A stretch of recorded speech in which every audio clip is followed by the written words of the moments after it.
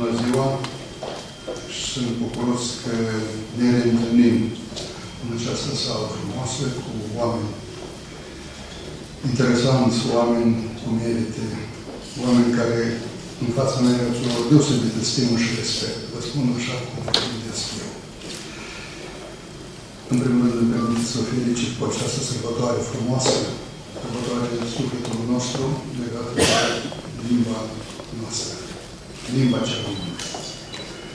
Onorată asistență, doamnă și domnule, astăzi marcăm unul din cele mai semnificative evenimente din istoria țării noastre, cea de-a 25-a aniversare de la decretarea limbii române ca limbă oficială a Republicii Moldova. Ecoul viu al bucuriei și entuziasmului acelui memorabil 31 august 1989 dăinuie în inimile celor care au luptat pentru cauza națională. Omagiul nostru se îndreaptă către sutele de mii de cetățeni care au adus prin votul lor la loc cu cinste în limba română. La depărtarea unui sfert de zi, vedem cum modul de a vorbi limba maternă a evoluat semnificativ. În plus, asistăm la o extindere îmbucurătoare a funcțiilor limbii române în întreaga societate. Totuși, deși pe parcursul anilor s-au întreprins mai multe acțiuni de importanță majoră, chemate să înlesnească implementarea legislației lingvistice, adoptată la 31 august 1989, situația reală de funcționare a limbii române în Republica Moldova este încă departe de a fi pe potriva așteptărilor. Sunt necesare revizuirea capitală a normelor lingvistice în vigoare, elaborarea unei politici lingvistice de tip nou, în conformitate cu standardele europene și a unui program științific de reglementare a modului de funcționare a limbilor pe teritoriul Republicii Moldova.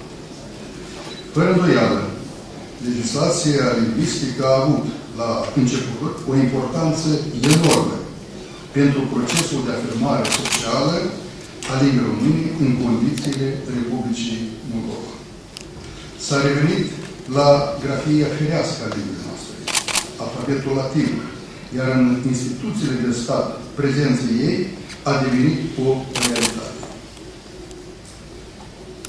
În același timp, un rol deosebit pentru transpunerea în viață a legislației vizate l-a avut și Declarația de Independență a Republicii Moldova de la 27 august 1991. Acesta este primul act oficial ce denumește corect, din punct de vedere științific, limba vorbită de populația majoritară.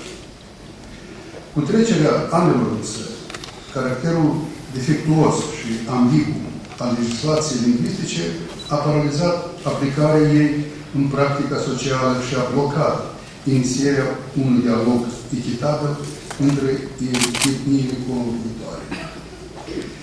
Prin urmare, în cei 25 de ani de funcționare a limbii române pe teritoriul Republicii Moldova, în calitate de limbă oficială, legea în cauză nu și-a realizat pe deplin scopul următor.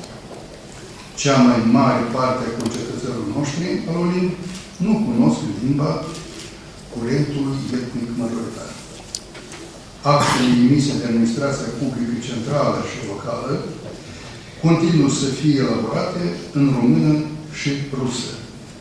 Multe instituții de relații cu publicul recunosc drept limba de comunicare, limba rusă. O situație similară se atestă și în sfera mass media. Pentru a soluționa problemele legate de funcționarea limbii române în Republica Moldova, este necesară realizarea în ritm de urgență a unui ansamblu de reforme structurale consistente.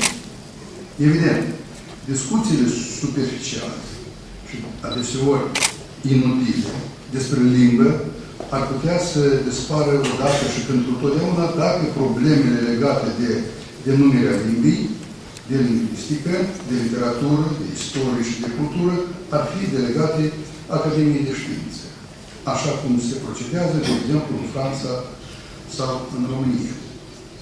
În cei 25 de ani de la adoptarea legislației lingvistice, Academia de Științe, prin intermediul corpului său de teologi, în particular și a comunității științifice în general, de nenumărate ori și-a expus opinia atât în problema denumirii corecte a limbii noastre, cât și în problema elaborării unei legislații noi, a unei politici lingvistice de stat bine articulate și a unui program concret de implementare a acesteia în viață.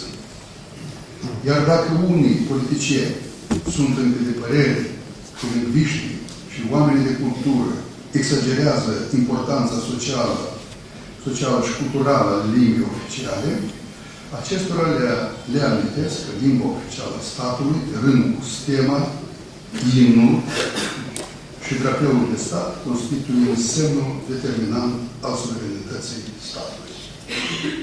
Doamne și domnilor, acestea fiind spuse, vă aduc sincer felicitări cu prilejul Sărbătorii Naționale de cea Română. Vă doresc sănătate și perseverență în promovarea idealurilor noastre naționale. Eu vreau așa să vă spun un gând. Trebuie ca noi să educăm toți cetățenii, tineretul, toți cetățenii de cei care vorbesc în limba noastră și care o reprezintă, să nu se teamă să vorbească despre aceste lucruri, despre adevărul științific a limbii pe care o vorbim. Eu am avut ocazii diferite, vă spun și ultima, s-a fost la 19 octombrie anul trecut, când la o întâlnire la CSI, șefii de state, erau 9, a stat la CSI, mă refer. În discuții, în prezentă la toți, am vorbit despre vorbeam de poezii, de alte probleme, și știți, într-o situație mai apropiată de alții. Și eu spun că aceste versuri în limba rusă foarte frumos sună și în limba română. În limba română. Sunt foarte frumos. Se ascultă. La care mă întreabă, на каком языке вы сказали? На румынском. На каком языке вы говорите? На румынском. Мои родители говорили на этом языке, и я тоже говорю на румынском языке. Sunt atâta mine și Domnul Putin era toți. Și eu zic, dacă noi vom fi consecvenți și nu ne vom teme să spunem adevărul, o să fim stimați și respectați în toată lumea. Vă mulțumesc!